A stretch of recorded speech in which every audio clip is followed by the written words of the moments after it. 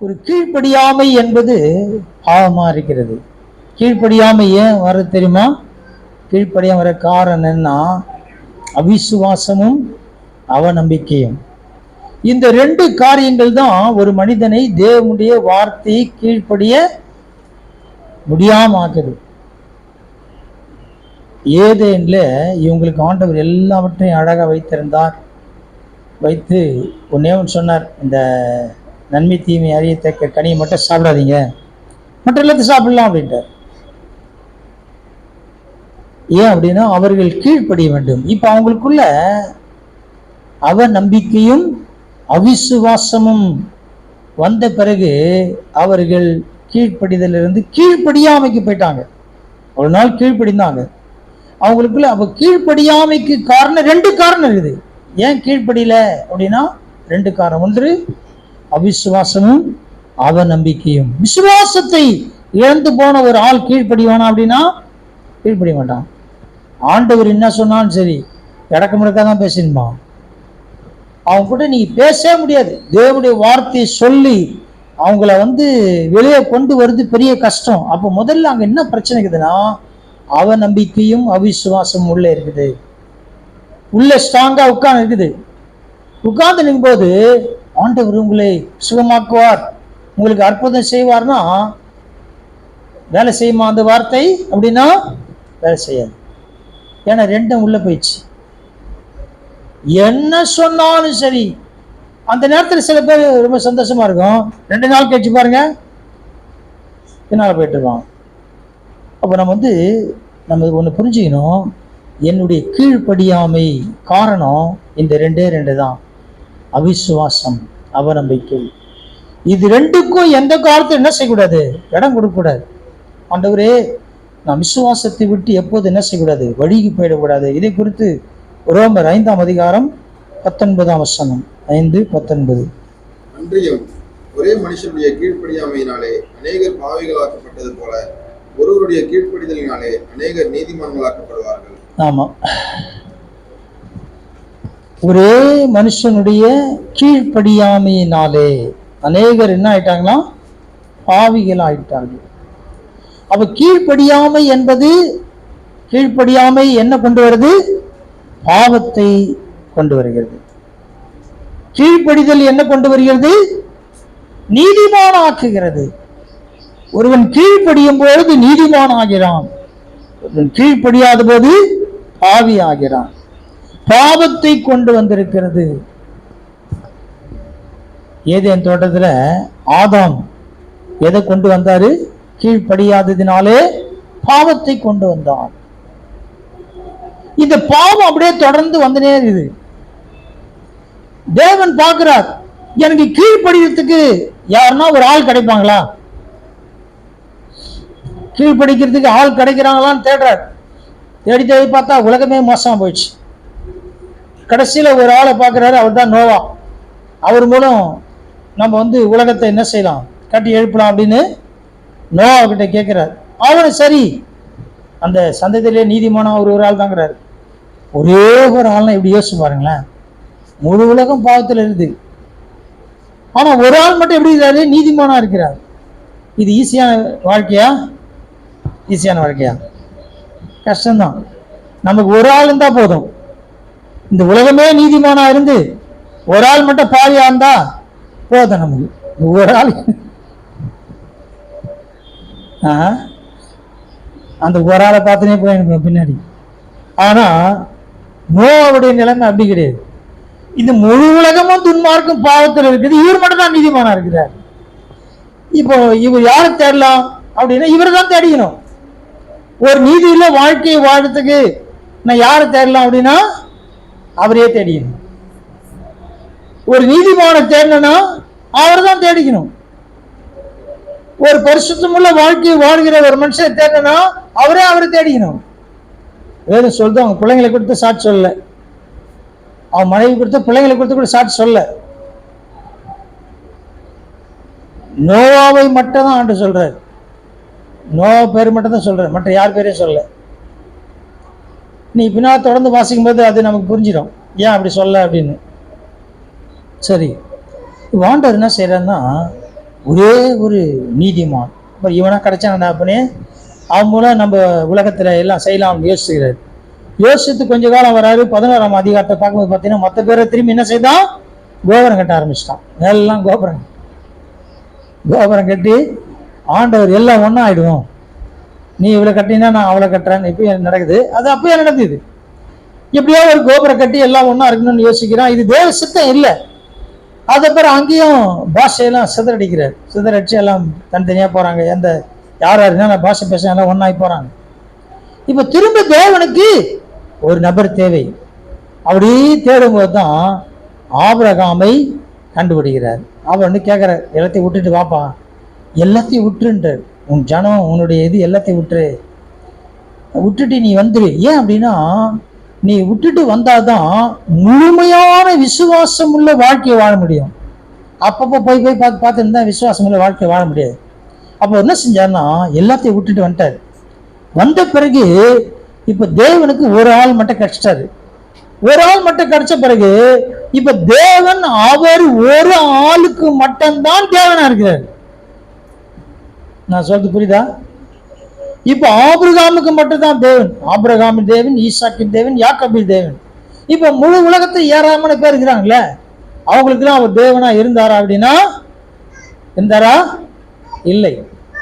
ஏன் அப்படின்னா எல்லாத்தையும் காட்டி விடும். இவங்களாம் ஒண்ணுமே செய்ய முடியாது, இவங்களை திருத்தவே முடியாது, இவங்களை எதுவுமே செய்ய முடியாது, எதுக்குடா இவங்கிட்ட போராடினு சொல்லி ஒரு நீதிமானை ஆபிரகாமை தெரிந்து கொண்டு அவரை வெளிப்படுத்தி, நான் தான் சர்வ வல்லமையுள்ள தேவன் எல்லாம் சொல்லி இல்லை அவர் அங்கிருந்து வெளியே கொண்டு வந்து அவரை சரியான விதத்திலே கொண்டு வந்தார்.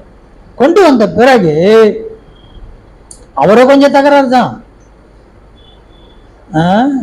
அவரும் நம்புற மாதிரி தான், பயப்படாதீங்க. அப்புறம் எப்படியோ அப்படி இப்படி தட்டி கிட்டி தேத்தி கொண்டு வந்த பிறகு அப்படியே கொஞ்சம் கொஞ்சமா முற்பிதாக்கள்லாம் வராங்க, 3 பேர். அதன் பிறகு ஒரு 12 கோத்திரம் வருது. அதன் பிறகு இவங்க எங்க போறாங்க, எகிப்துக்கு போறாங்க. அதன் பிறகு ஒரு நேஷன், ஜாதி கிடையாது, நேஷன், ஒரு தேசமாய் மாறுகிறார்கள். அதன் பிறகு அங்கிருந்து அவங்க புறப்பட்டு தேவன் ஆபிரகாமுக்கு வாக்கு பண்ண தேசத்தை கொண்டு வருகிறார். இப்ப யாருக்கு தேவனா இருக்கிறார்? சுத்தியா எல்லாரும் இருக்கிறான், பிரஜாதி மக்கள் ஆகிட்டாரு. அவங்க எல்லாம் யாரு? பிரஜாதி மக்கள். இவங்க யாரு? தேவனுடைய பிள்ளைகள். இப்ப யாருக்கு தேவனா இருக்கிறார்? யாருக்கு இருக்கிறார்? இஸ்ரவேலுக்கு மட்டும் தான். அப்ப சுத்தி இருக்கிறவங்கலாம் என்ன பண்றான்? சுத்தி இருக்கிற இவங்கிட்ட சண்டை போட விடாம பாத்துக்கிறாரு. சண்டை போட்டுனா அடிக்கிறாரு. ஆனா இப்ப அப்படி இல்லை. ஏன் அதை வச்சார் அப்படின்னா, ஒரு பரிசுத்த சந்ததியை உருவாக்க முடியும், ஒரு பரிசுத்தமான ஒரு கூட்டமா இருக்கணும். ஏன் அந்த பரிசுத்த கூட்டம் அப்படின்னா, இந்த கூட்டத்துலதான் இயேசு கிறிஸ்து வரப்போறார். இயேசு கிறிஸ்து மூலமாக முழு உலகத்துக்கு ரட்சிப்பு. இப்ப பிதாவாகிய தேவன் இஸ்ரவேல் மட்டும் தேவனாவே இருந்துட்டு முடிச்சுட்டாருன்னா நம்ம கதையில என்ன ஆகும்? நம்ம நிலைமை என்ன யோசிச்சு பாருங்க. அப்ப தேவன் என்ன செய்தார்னா, இஸ்ரவேலை மட்டும் தெரிந்து கொண்டாலும் கூட புறஜாதியாருக்கு ரட்சிப்பு வேண்டும் என்பதை அவர் என்ன செய்தாரு? ஆமா, அவர் ஃபோர் நாலேஜ் இருந்துனேதான் இருந்துச்சு. அப்ப இந்த ஜனத்தை என்ன செய்யணும்? பரிசுத்தமாக்கணும். இந்த ஜனம் எனக்காக இருக்கணும், தேவ ஜனமா இருக்கணும். அப்படியே அதை பாதுகாத்து அப்பப்போ பின்னால் போயிடுவாங்க. அப்புறம் தட்டி கிட்டி கொண்டு வர தூக்கி தரிசனம் எழுப்புவார். அப்புறம் அதை சரி பண்ணுவார், கொஞ்சம் சரியெல்லாம் பண்ணி தட்டி கிட்டி எடுத்து நான் சரியா ஒழுங்கா இருண்டா அப்படின்னுவாரு. இவங்க ஒழுங்கா இருக்க மாட்டான்ல, பண்ணிடுறீங்களா, திரும்பி பின்னால் போவோம். ஒரு அமெரிக்கன் எழுப்பார், கொஞ்சம் அடிப்பார். அப்புறம் ஒரு பெலிஸ்டன் எழுப்பார், ஒரு எகிப்தியன் எழுப்பார், ஜாக்கிரதை மெதுவா தட்டிக்கிட்டு அடிச்சு சரி பண்ணோடனே சரியாயிட்டான், விட்டுரு, இதுக்கு மேலே கை வைக்காத, அதுக்கு மேலே ஓவரா போனா இன்னும் நாளை தான் விட மாட்டேன்ட்டு. ஆனா அவங்களையும் வேற மாதிரி பண்றாரு, அது வேற விஷயம். இப்படி தட்டி அவங்க என்ன பண்றாருன்னா சரிப்படுத்தி திருக்கு தரிசி. அப்புறம் என்ன பண்ணாரு? ஆசிரியர் கூடத்தை கொண்டு வந்தாரு, ஆசிரியர்லாம் கொண்டு வந்தாரு, பிரதான ஆசிரியர் அவங்கெல்லாம் கொண்டு வந்தார், தீர்க்கதரிசியை கொண்டு வந்தார். இப்படி எல்லாரையும் கொண்டு வந்து அந்த ஒரு கூட்டத்தை தனக்காக அப்படியே சேர்த்து எடுத்து வந்து அதுல யூதா கோத்திரத்தை தெரிந்து கொண்டான், தாவீதின் வேறு. அதுலதான் இயேசு கிறிஸ்து பிறகுறார். இப்ப எதுக்காக அப்படின்னா, ஒருவன் கீழ்ப்படியாம இருந்தபடினாலே. இப்ப ரட்சிப்பு என்ன எப்படி வந்துச்சு அப்படின்னா, முழு உலகத்துக்கு வந்துச்சு. இந்த முழு உலகத்துக்கு ரட்சிப்பு வருவதற்காக தான் தேவன் இந்த சின்ன கூட்டத்துக்கு தேவனா இருந்தார். அதாவது இது தொடர்ந்து அவங்க எல்லாருக்கும் தேவனா இருக்குன்னா அவர் என்ன செய்ய வேண்டியிருக்கும்? அப்பப்போ நோவா மாதிரி ஆட்களை எழுப்பணும். இவன் சரியா இருக்க மாட்டான், முழு உலகத்தையும் இவர் கரெக்டா கொண்டு போனா முடியல. அங்கங்க அவன் எழுப்பி எதிர்த்து பண்ணிட்டு இருக்கிறான். அதனால தேவன் என்ன பண்ணிட்டாருன்னா பார்த்தாரு, ஒரு ஆளை தெரிந்து கொண்டார், ஆபிரகாம் என்ற ஒரு ஆள். அவருடைய கீழ்ப்படிதல் தான். அவர் முற்றிலுமா தேவனுக்கு என்று கீழ்ப்படுகிறார். எல்லாத்தையும் விட்டுட்டார். ஏன் அப்படின்னா, இது எல்லாத்தையும் விடல அப்படின்னா, ஜாதியை விட்டுரு, சந்ததியெல்லாம் விட்டுரு, குடும்பத்தை விட்டுரு, உறவுகளை விட்டுரு, எல்லாத்தையும் விட்டுட்டு நீ வந்தினாதான் நீ விசுவாசிகளின் தகப்பனா இருக்க முடியும். நீ மேன்மையான ஒரு சந்ததிக்குள்ள வர முடியும். இல்லைன்னா அவ்வளவுதான். ஆனா ஆபிரகாம் மிக தெளிவா கீழ்ப்படுகிற, உடனே கீழ்ப்படுகிறான். கீழ்ப்படிந்து எல்லாத்தையும் விட்டுட்டு வந்துட்டார். விட்டுட்டு வந்தாலும் சில காரியங்கள் இருந்துச்சு. அப்பயும் ஆகார போய் கல்யாணம் பண்ணோம் இல்லை, சிலது விட்டாலும் சரீர பிரகாரம் விட்டுட்டாரு. உள்ள கொஞ்சம் பிரச்சனை இருந்தது, அப்புறம் சரியாயிடுச்சு. கடைசியில் ஆண்டவர் சரி பண்ணிட்டார். கர்த்தர் நல்லவர். அப்போ இந்த ரெண்டு காரியங்கள், அவ நம்பிக்கையும் அவிசுவாசம் தான் நம்மை கீழ்ப்படியாமைக்குள்ளே தள்ளுகிறது. இங்க ரெண்டு காரியங்களை நாம் இங்கே பார்த்தோம். கீழ்ப்படிதல் நீதிமானாக்குகிறது. இப்போ நமக்கு தேவனுடைய வார்த்தை வாசி ஏன் ஆண்டவர் கொடுத்துக்கிறான்னா, நாம் கீழ்ப்படிய வேண்டும் என்று தேவன் விரும்புகிறான். இந்த கீழ்ப்படிதலினால் ஆசீர்வாதம், கீழ்ப்படியாமை குறித்து மட்டும்தான் நான் எடுத்துக்கிறேன். கீழ்ப்படிதலினால் வருகிற ஆசீர்வாதம், மேன்மை, நிறைய விஷயம் இருக்குது. இப்போ இதுதான் நமக்கு பிரச்சனை இல்லை, கீழ்ப்படிதான பிரச்சனை. அதனால கீழ்ப்படியாமல் வருகிற காரியங்கள். 11ஆம் அதிகாரம், ரோமர் 11ஆம் அதிகாரம் 30, 31, 32 வசனம். 30, 31, 32. அதனால் நீங்கள் முற்காலத்திலே தேவனுக்கு கீழ்ப்படியாமல் இருந்து இப்பொழுது என்ன பண்ணுறீங்க? அவருடைய கீழ்ப்படியாமையினாலே இரக்கம் பெற்று இருக்கிறது போல. அதாவது புறஜாதிகளுக்கு அவருடைய கீழ்ப்படியாமையினாலே இரக்கம் வந்தது. யார் கீழ்ப்படியல? இஸ்ரவேல் ஜனங்க கீழ்ப்படியல. ஆண்டவர் கீழ்ப்படியாதனால்தான் ரட்சிப்பு எங்க வந்துச்சு? புறஜாதிக்கு வந்துச்சு. அதே போல அவருக்கு தேவன் ரட்சிப்பு வைத்திருக்கிறார். எப்போ அப்படின்னா, வாசிக்கும் அதே அதிகாரத்தில் 26ஆம் வசனம். இந்த பிரகாரம் இஸ்ரவேலர் எல்லாரும் ரட்சிக்கப்படுவார்கள், மீட்கிறவர் சீயோனில் இருந்து வந்து அவபக்தியை யாக்கோபை விட்டு விலக்குவார் என்று. ஆமா, அவர்களுக்கும் ரட்சிப்பை தேவன் வைத்திருக்கிறார். புறஜாதிகளுக்கு ரட்சிப்பு முடிந்த உடனே இஸ்ரவேலருக்கு தேவன் ரட்சிப்பை வைத்திருக்கிறார் சொல்லி இங்க பகுதியில் வாசிக்கும். இந்த 30ஆம் வசனத்தில் நாம் ஒரு கருத்தை பார்த்தோம், அவருடைய கீழ்ப்படியாமல். 31 வாசிங்க. அவர்களும் இப்பொழுது கீழ்ப்படியாமல் இருந்தும் பின்பு உங்களுக்கு கிடைத்த இரக்கத்தினாலே இரக்கம் பெறுவார்கள். ஆமா, இரக்கத்தினால் இரக்கம். அவங்களுக்கு ஒரு இரக்கத்தை தேவன் வைத்திருக்கிறார். யாருக்கும் தேவன் ரட்சிப்பு இல்லாம வைக்கிறது இல்லை, எல்லாருக்கும் தேவன் ரட்சிப்பு வைத்திருக்கிறார். என்ன அப்படின்னா, நாம் கீழ்ப்படிந்து ஏற்றுக்கொள்ள வேண்டும். அடுத்த வாசிங்க 32. எல்லார் மேலும் இரக்கமாய் இருக்கத்தக்கதாக தேவன் எல்லாரையும் கீழ்ப்படியாமைக்குள்ளே அடைத்து போட்டார். ஆமா, கீழ்ப்படியாமைக்குள்ளே அடைத்து போட்டுகிறார். எபேசியர் 2ஆம் அதிகாரம் 7ஆம் வசனம். எபேசியர் 2:7. கிறிஸ்து இயேசுவுக்குள் நம்மை அவரோட கூட எழுப்பி உன்னதங்களிலே அவரோட கூட உட்காரவும் செய்தார். இங்க 2 வாசிங்க. அவைகளில் நீங்கள் முற்காலத்திலே இவ்வுலக வழக்கத்திற்கு ஏற்றபடியாகவும் கீழ்ப்படியாமையின் பிள்ளைகளிடத்தில் இப்பொழுது கிரியை செய்கிற ஆகாயத்து அதிகார பிரபுவாகிய ஆவிக்கேற்றபடியாகவும் நடந்து கொண்டீர்கள். ஆமா, இந்த கீழ்ப்படியாதவர்கள் யார் என்பதை குறித்து சொல்லுகிறார். கீழ்ப்படியாமையின் பிள்ளைகள் யார் அப்படின்னா, ஆகாயத்து அதிகார பிரபு ஆகிய ஆவிக்கேற்றபடியாகவும் நடந்து கொண்டீர்களே என்றார். இப்ப நாம எப்படிப்பட்ட பிள்ளைகளா இருக்கிறோம் என்பதை குறித்து நாம புரிஞ்சுக்கணும். நாம் எப்படிப்பட்ட பிள்ளைகளா இருக்கிறோம்? கீழ்ப்படியாமை பிள்ளைகளா இருக்கிறோமா?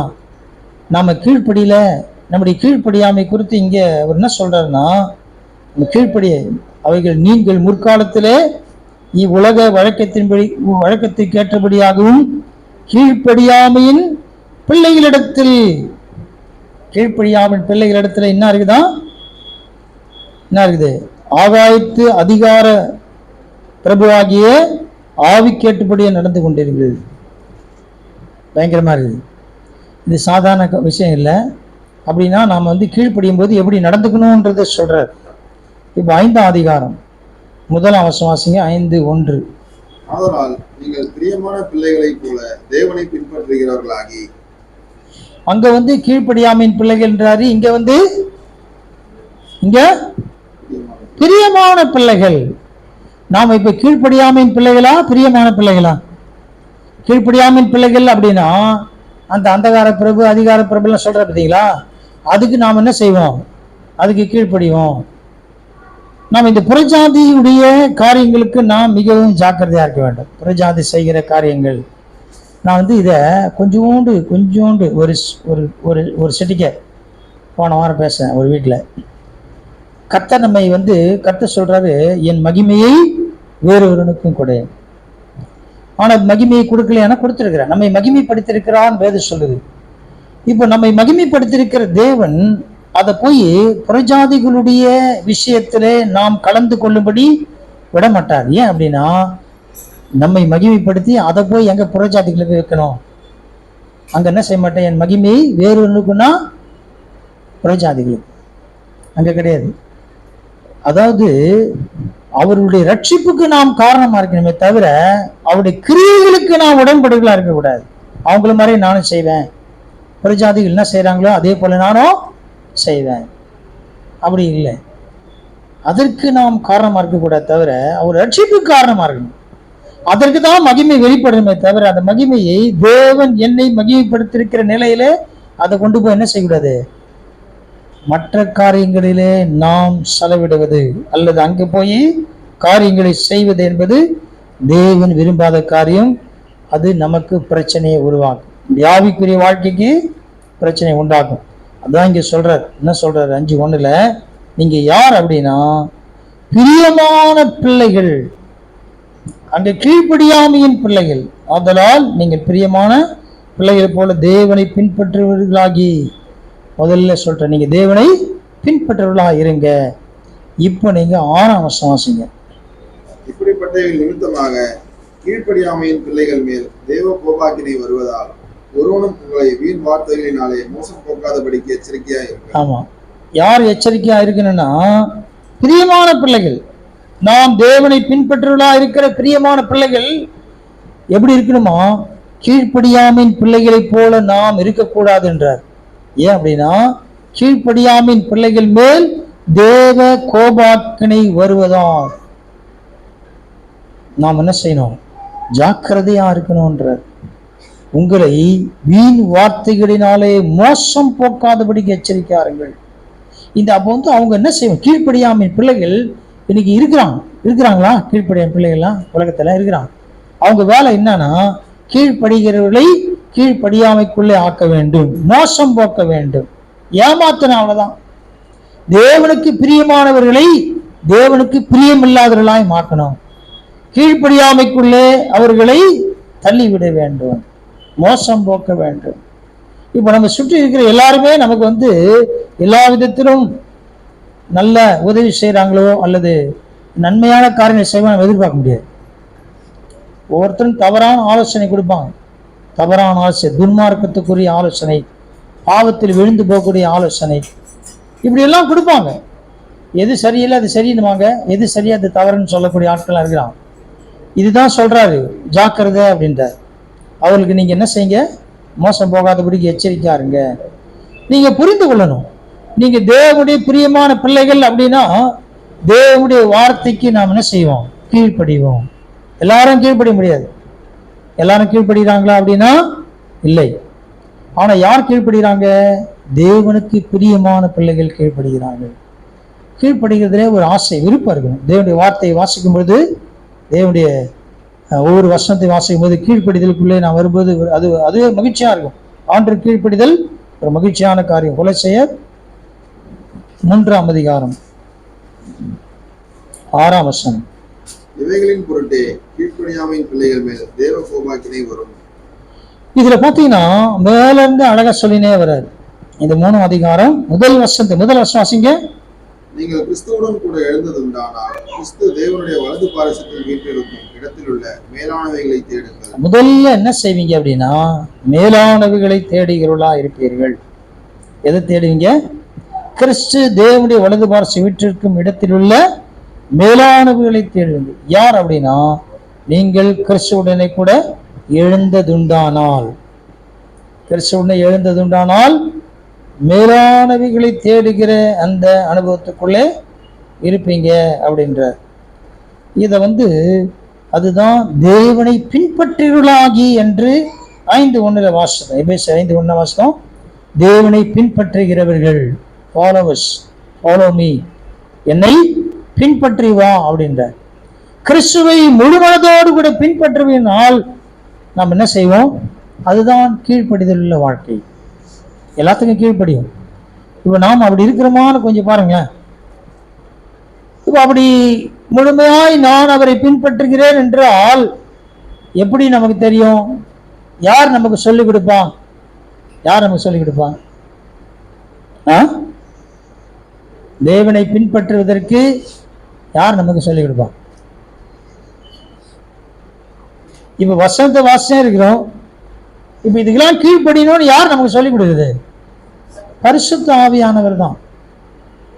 அவர் மூலதான் எல்லாம் கொடுக்கப்பட்டிருக்குது, உயிரூட்டப்பட்ட வார்த்தைகள். அப்ப இது வாசித்து இது கீழ்ப்படினா பரிசுத்த ஆவியானவர் என்ன செய்யறாரு? உதவி செய்கிறான்.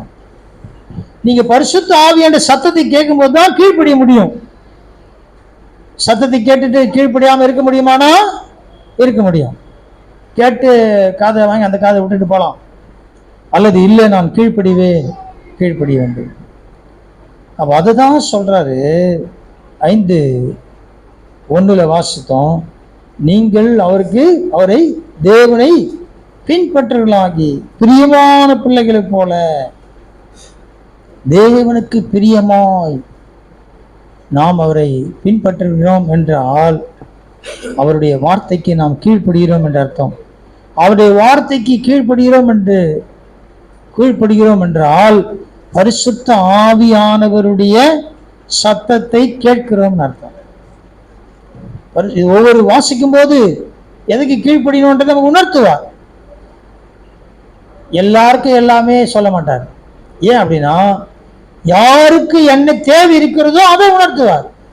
நம்ம என்ன செய்வோம்? உணர்த்தினா கூட விட்டுருவோம். ஏன் அப்படின்னா, நம்முடைய விருப்பத்துக்கு இது தடையா இருக்கிறது. பரிசுத்த ஆவியானவர் சொல்வது, என்னுடைய விருப்பத்துக்கு, என் மாம்சத்தில் நான் விரும்புகிற காரியத்துக்கு இது என்ன செய்து தடையா இருக்கிறதெல்லாம் நான் விட்டுருவோம். ஈஸியா இருக்கிறதெல்லாம் நான் பின்பற்றான். இதெல்லாம் ஈஸியா தான், ரைட்டு, நான் பின்னால வரேன். அப்படி இல்லை. எல்லாவற்றுக்கும் நாம் என்ன செய்யணும்? கீழ்ப்படிய வேண்டும். அப்படின்னா தேவனுடைய கோபாக்கினை இருக்குது அப்படின்றார். திரும்ப அங்க கொலைசெயர் வந்துருங்க. கொலைசெயர் 3ஆம் அதிகாரம் 2ஆம் வசனம் வாசிங்க. பூமியில் உள்ளவைகளே அல்ல மேலானவைகளையே நாடுங்கள். ஆமா, பூமியில் உள்ளவைகள் இல்ல மேலானவைகளை நாடுங்கள். இதுவும் பின்பற்றுகிற அனுபவம் தான். அப்போ ஆண்டவர் பிதாவாகிய தேவன் பின்பற்றுகிறோம் என்றால் இப்ப நம்முடைய மனது எங்க போயிடுது? பூமியில் உள்ளவைகள் அல்ல, மேலானவைகள். அப்ப நம்முடைய பின்பற்றுதல் சரியா இருக்குமே ஆனால், தேவனை பின்பற்றுகிற வாழ்க்கை சரியா இருக்குமே ஆனால், நாம் என்ன செய்வோம்? மேலானவைகளை நாடுகிறவர்களாய் மாறும். நாடுகிறது ஒரு விருப்பம் இருக்கும். அடுத்த வருஷம் வாசிங்க. ஏனென்றால் நீங்கள் மரித்தீர்கள், உங்கள் ஜீவன் கிறிஸ்துவுடனே தேவனுக்குள் மறைந்திருக்கிறது. ஆமா, ஏன் அப்படி சொல்றாரு? நீங்கள் மரித்தீர்கள். எதுக்கு மரித்தீர்கள்? உலகத்துக்கு, பூமிக்குரிய காரியங்களுக்கு மரித்தீர்கள். உங்கள் ஜீவன் எங்க இருக்குது? இப்ப செத்து போயிட்டா ஜீவன் போயிடும்ல. செத்து போயிட்டா ஜீவன் போயிடும். ஆனா அது போல அது எங்க வந்துச்சா? கிறிஸ்துவுக்குள் வந்து விட்டது. கிறிஸ்துவுடனே தேவனுக்குள் மறைந்திருக்கிறது. இந்த அனுபவம் வர வரைக்கும் நமக்கு இந்த உலகத்தை பார்க்கும்போது ஆசையா தான் இருக்கும். எல்லாரும் சொல்றாங்க, என்ன பண்றது? எல்லாரும் கூப்பிடுறாங்க, என்ன பண்றது? எல்லாரும் செய்ய சொல்றாங்க, என்ன பண்றது? இது உலகத்து ஆளுங்க செய்ய சொல்லுவாங்க, உலகத்து ஆளுங்க பேசுவாங்க, உலகத்து காரியங்கள். இப்போ எனக்கு நான் தேவனை பின்பற்றுகிறேன் என்பதை மற்றவங்க அடையாளம் காட்டணும். ஆமா, தேவனை பின்பற்றுகிறேன். இப்போ இந்த மாதிரி வேதத்தில் அடையாளம் காட்டப்பட்டவங்க இருக்கிறாங்களா? தானியேல் இருக்கிறார், அனனியா, மிஷாவேல், அசரியா பாபிலோன்ல இருக்கிறான். தேவனை பின்பற்றுகிறீர்கள். பவுலுடைய வாழ்க்கையை குறித்து சொல்லும்போது அவங்க தேவனை பின்பற்றுகிறீர்கள். இவங்க யார்? இவங்க தேவனை பின்பற்றுகிறீர்கள். மற்றவங்க தான் சொல்றாங்க, நாம சொல்றதில்லை. நாம சொல்ல வேண்டிய அவசியம், தேவனை பின்பற்றினால் நாம் சொல்ல வேண்டிய அவசியம் இல்லை, மற்றவர்கள் சொல்லுகிறார்கள். பேதுரை பார்த்து சொல்றான், நீயும் அவனோட இருந்தியே, நீயும் கிறிஸ்துவனுடைய பின்பற்றுகிற ஆள் தானே அப்படின்னா அடையாளம் தெரியுது, உன்னுடைய பார்க்கும்போது அப்படி தெரியுது. அப்படின் போது நான் சொல்லவில்லை, இன்னைக்கு நம்ம சொன்னதான் தெரியுது. அப்படியா? நம்ம சொன்னதான் தெரியுது. அப்படியா? ஓ ரைட். நம்ம சொல்லி தெரியக்கூடாது, மற்றவங்க பார்த்து தெரிஞ்சுக்கணும் இவர்கள் கிறிஸ்துவை பின்பற்றுகிறவர்கள். இதுதான் இங்கே சொல்றார் இல்லை? ஏனென்றால் நீங்கள் மரித்தீர்கள், ஜீவன் எங்க வந்தது? தேவனுக்குள் இருக்கிறது. அடுத்த வருஷம் வாசிங்க. நம்முடைய ஜீவனாய கிறிஸ்து வெளிப்படும் போது நீங்களும் அவருடைய கூட மகிமையிலே வெளிப்படுவீர்கள். இப்ப மேல என்ன சொன்னார்னா, ஜீவன் கிறிஸ்துவனே இருக்குதுன்னு சொன்னாரு. இப்போ நம்முடைய ஜீவனாகிய கிறிஸ்து வெளிப்படும் பொழுது ஏன் அப்படி சொல்றாரு? ஏன் அப்படி சொல்றாரு? ஒன்னா ஆயிடுச்சு இல்ல? கிறிஸ்துவனே கூட மரித்தேன், ஆனாலும் பிழைத்திருக்கிறேன், நான் அல்ல கிறிஸ்துவே நீர் பிழைத்திருக்கிறார். அப்படின்னா நாங்க ஒன்னா ஆயிட்டோம். முதல்ல பின்பற்றுகிற வாழ்க்கை இருந்துச்சு, இப்போ ஒன்னா இருக்கிற வாழ்க்கை இருந்துச்சு. முதல்ல சிலுவை சுமக்கிற வாழ்க்கை இருந்தது, பின்பு சிலுவையிலே அறையப்படுகிற ஒரு அனுபவத்துக்குள்ள போயிட்டாங்க. அப்படியே தொடர்ந்து இல்லை, கொஞ்சம் கொஞ்சமா வளர்கிற வாழ்க்கை. தொடர்ந்து சமுதாயம் தான் கஷ்டம், அறையப்பட்ட தொல்லை கிடையாது. தொடர்ந்து பின்பற்றுகிற வாழ்க்கை. அடுத்தது இந்த ஜீவனே இப்ப கிறிஸ்துவுக்குள்ளே இருக்கிற அனுபவத்துக்குள்ளே போயிட்டார். அடுத்த வருஷம் வாசிங்க. ஆகையால் விபசாரம், அசுத்தம், மோகம், துர்விச்சை, விக்கிரக ஆராதனையான பொருளாசை ஆகிய இவைகளை பூமியில் உண்டு பண்ணுகிற உங்கள் அவயவங்களை அழித்து போடுங்கள். ஆமா, அவயவங்கள் எதெல்லாம் உண்டு பண்ணுதா? மேலே சொல்லப்பட்ட எத்தனை காரியம் உண்டு பண்ணுது? விபச்சாரம், அசுத்தம், மோகம், துர்வீச்சை, விக்கிரக ஆராதனை, விக்கிரக ஆராதனையான பொருளாசை. பொருளாசையே ஒரு விக்கிரக ஆராதனை தான். நான் ஒரு சிலையை வச்சு வணங்கல அப்படின்னு சொல்லலாம், சிலை வச்சு வணங்கல தான். ஆனா பொருள் ஆசை இருக்குது பார்த்தீங்களா, அதை வேதம் சொல்லுகிறது, அது விக்கிரக ஆராதனை. விக்கிரக ஆராதனை பண்ற மாதிரி பொருள். நான் சொல்றது பக்கெட்டும் மக்கும் கிடையாது. பாத்ரூம்ல வச்சுக்கிறேன் பக்கெட்டு மக்கு, அது அந்த பொருள் ஆசைப்படுறது கிடையாது. யாருன்னா அப்படி இருக்கிறீங்களா? பக்கெட்டுக்கும் மக்குக்கும் ஆசைப்படுறாங்க. எதுக்கு ஆசைப்படுவோம்? பொருள் ஆசை எது சொல்லுவாரு? பீரோவில் வச்சுக்கிறதுக்கு ஆசைப்படுவார். பத்திரமா சேர்த்து வைக்கிறேன் பாருங்க. வேதம் சொல்லுது, அதான் சீன்னு தூக்கி போட்டுறான், துருப்பிச்சு தான் தூக்கி போட்டுறோன்றது, பிரயோஜனம் இல்லாமல் போயிடும். அதை தான் சொல்றாரு, விக்கிரக ஆராதனையாய் ஆய்விடுகிறது. நிறைய சேர்க்கணும், நிறைய சேர்க்கணும். நம்ம எதோ இருந்தால் போதும் சாப்பாட்டுக்கு அப்படி இருந்த காலம் போய் இப்போ தங்கத்திலே எல்லாம் வாங்கணுன்ற காலம் வந்துச்சு. அது பயம் பறக்குது மேலே கீழே. மனுஷன் பின்னால் வர்றான், ஓடும்போது கீழே என்ன ஆகுது தெரியுமா? தெரியாது, கீழே பார்த்தாங்க. கர்த்தர் நல்லவர். உங்களுக்கு கொஞ்சம் கஷ்டமாக தான் இருக்கும், நான் என்ன பண்ணுறது, பைபிளை போட்டு தான் சொல்கிறேன். பொருளாசை அப்படின்னும் போது நீங்கள் சீப்பாக எடுத்துக்காதீங்க. அவன் பிளாஸ்டிக் மகையும் பிளாஸ்டிக் பக்கெட்டையும் சொல்கிறாரு, எனக்கு அந்த ஆசையே இல்லை, கர்த்தர் சோத்திரம், அது மேலே எனக்கு ஆசை இல்லை. ஆனால் அதை சொல்லியிருந்தா நல்லது தான், அது மேலே ஆசைப்படாதீங்க, நல்ல விஷயம். ஆனால் அதை சொல்லலை. இந்த விக்கிரகமாய் நமக்கு மாறுகிற காரியங்களை குறித்து சொல்கிறார். அடுத்த வருஷம் வாசிங்க. இவைகளின் பொருட்டே கீழ்ப்படியாமையின் பிள்ளைகள் மேல் தேவ கோபாக்கினை வரும். ஆமா, இவைகளின் பொருட்டு மேல சொன்னார் இல்லையா 5 வசனம். இந்த 5 வசனத்துல சொல்லப்பட்ட விஷயங்கள் தான் இவைகளின் பொருட்டு. 5ஆம் வசனம், இவைகளின் பொருட்டு கீழ்ப்படியாமையின் பிள்ளைகள் மேல் தேவ கோபாக்கினை வரும். ஆண்டவர் நம்ம மேல கோபப்படணும்னு ஆசைப்படுவாரா? ஆசைப்படுவாரா? யாருக்குன்னா என் பிள்ளை அடிக்கிறதுக்கு ஒரு வாய்ப்பு கிடைச்சது, அடி நீ வேலுன்னு வெளுக்க போகிறேன், தப்பு பண்ணிட்டு வந்துக்கிறான், இது மாதிரி பண்ணிட்டான் அப்படின்னு யாருன்னா அப்படின்னா ஆசைப்பட்டு அடிக்கிறவங்க இருக்கிறீங்களா? இருக்கிறேன் அப்படின்னா மனுஷன் சொல்றது தகுதி கிடையாது. அடுத்த வருஷம் வாசிங்க. நீங்களும் முற்காலத்தில் அவர்களுக்குள்ளே சஞ்சரித்த போது அவைகளை செய்து கொண்டு வந்தீர்கள். ஆமா, இது இந்த வருஷம் நல்லா தான் இருக்குது. ஏன் சொல்லுங்க, இது நல்லா இருக்குதா? நீங்களும் யார சொல்றாரு? கொலேசு சபை சொல்றாரு. நம்ம போய் சொல்வாரா? நம்ம சொல்வாரா? சொல்ல மாட்டார். அதுவும் நீங்களும் எப்படியா முற்காலத்தில் என்ன பண்ணீங்க? அவங்க கூட இருந்தீங்க. இது நல்லா இருக்குது கேட்கறதுக்கு. நல்லா இருக்குதா? முற்காலத்தில்னா நல்ல வேலை இப்போன்னு சொல்ல அவரு. இப்போ நாம் எப்படி இருக்கிறோம்? முற்காலத்தில் இருக்கிற மாதிரி இருக்கிறோம் இல்லை இந்த காலத்தில் இருக்கிறோமா? உங்கள் கையில விட்டுறேன் நான்.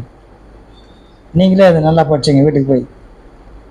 அவைகளை செய்து கொண்டு வந்து இப்பொழுதோ கோபமும் மூர்க்கமும் பொறாமையும் உங்கள் வாயில் பிறக்கலாகாத தூஷணமும் வம்பு வார்த்தைகளும் ஆகிய இவைகளையெல்லாம் விட்டு விடுங்கள். இப்ப இதெல்லாம் விட்ட பிறகு அடுத்த வசனம், ஒருவருக்கு ஒருவர் பொய் சொல்லாதிருங்கள், பழைய மனுஷனையும் அவன் செய்கைகளையும் கலைந்து போட்டு. ஆமா, இதெல்லாம் என்ன சொல்றாருன்னா, இதெல்லாம் பழைய மனுஷன்றார். இந்த பழைய மனுஷன் என்னென்னலாம் வச்சிருக்கிறான் அப்படின்றத 5ஆம் வசனத்தை சொன்னாரு. 8ஆம் வசனம் சொல்றாரு பழைய மனுஷன் வாழ்க்கை எப்படி இருக்குன்றாரு. அதெல்லாம் சொல்லிட்டு நீங்க என்ன செய்யுங்க, பழைய மனுஷனை அவன் செய்கையிலும் களைத்து போட்டுருங்க. போட்டுட்டு அப்படியே விட்டாதீங்க. என்ன செய்யுங்க? அடுத்த வருஷம், தன்னை சிருஷ்டித்தவருடைய சாயலுக்கு ஒப்பாய் பூரண அறிவடையும்படி புதிதாக்கப்பட்ட புதிய மனுஷனை தரித்துக் கொண்டிருக்கிறீர்கள். ஆமா, நமக்கு என்ன வேணுமா?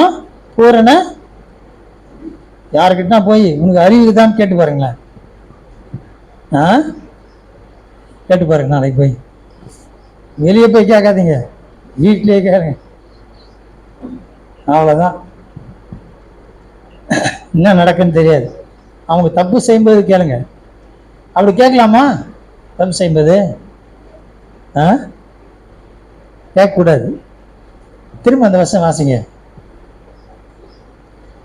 தன்னை சிருஷ்டித்தவருடைய சாயலுக்கு ஒப்பாய் பூரண அறிவடையும்படி புதிதாக்கப்பட்ட புதிய மனுஷனை தரித்துக் கொண்டிருக்கிறீர்களே.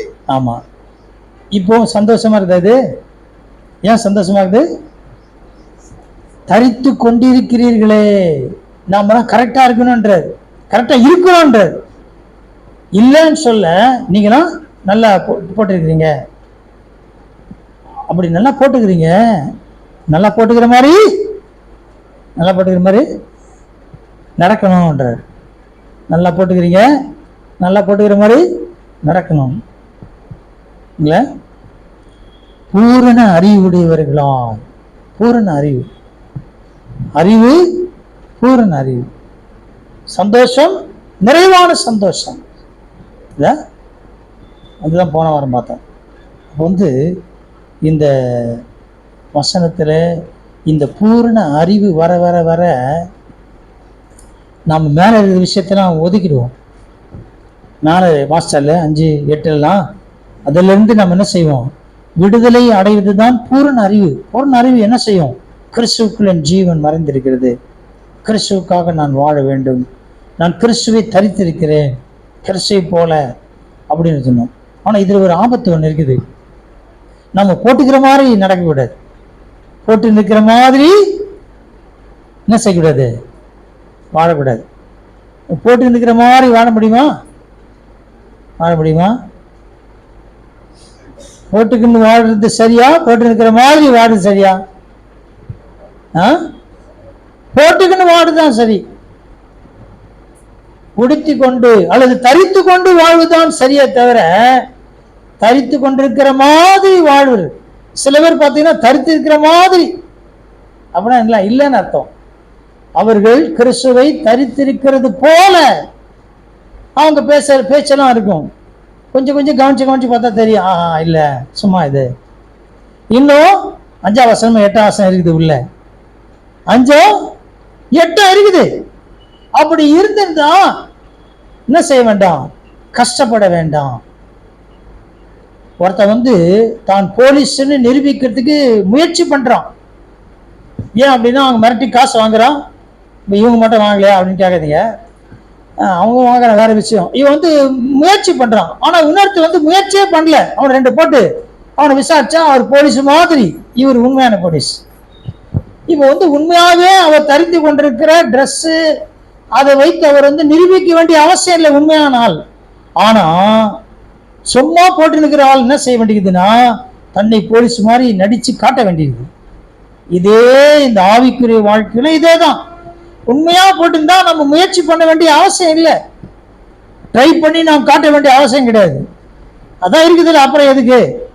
ஆனா சும்மா போட்டுக்கிற மாதிரி போட்டுக்கிற மாதிரி இருந்தா என்ன செய்ய வேண்டியது? நம்ம போட்டுக்கிறேன் காட்ட வேண்டியதாக. அப்படி இல்லை. அப்ப இதெல்லாம் காரணம் என்னன்னா கீழ்ப்படியாமை. நம்ம தேவனுடைய வார்த்தையை வாசிக்கும் பொழுதெல்லாம் நமக்கு ஒரு ஆசை வரும். என்னது?